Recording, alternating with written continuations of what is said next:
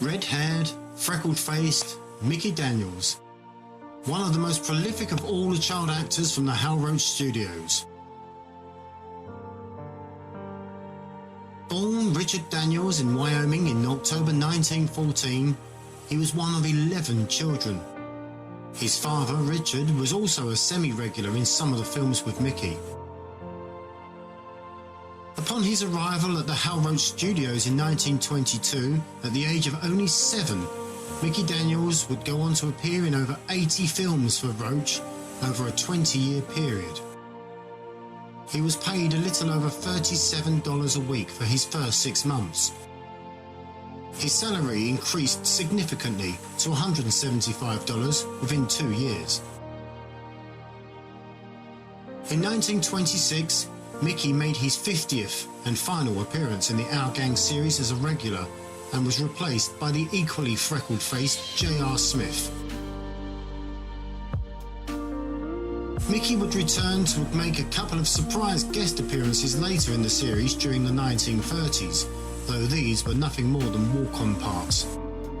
By his mid-teens, Mickey had found a new lease of life in the Boyfriends series in 1930.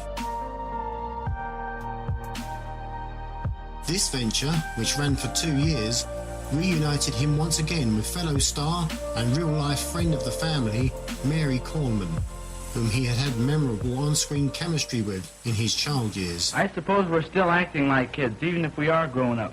I'm 16 now. And I'm 15. We're both old enough to know better. Yes, I think so too. It was during this run of film appearances Mickey developed his unusual laugh, which resembled that of a chipmunk. Unfortunately, it all came to an end in 1932 when, after starring in all 15 films in the series, The Boyfriends was cancelled, and with it, Mickey's contract for Roach, which ended on April the 23rd.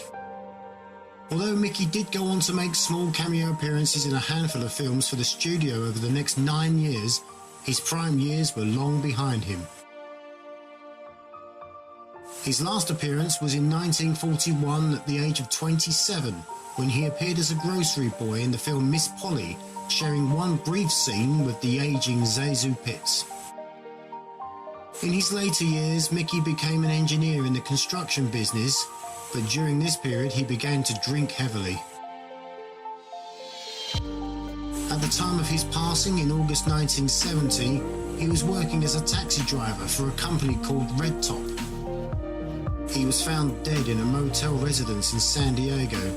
The cause of death? Cirrhosis of the liver. He was 55.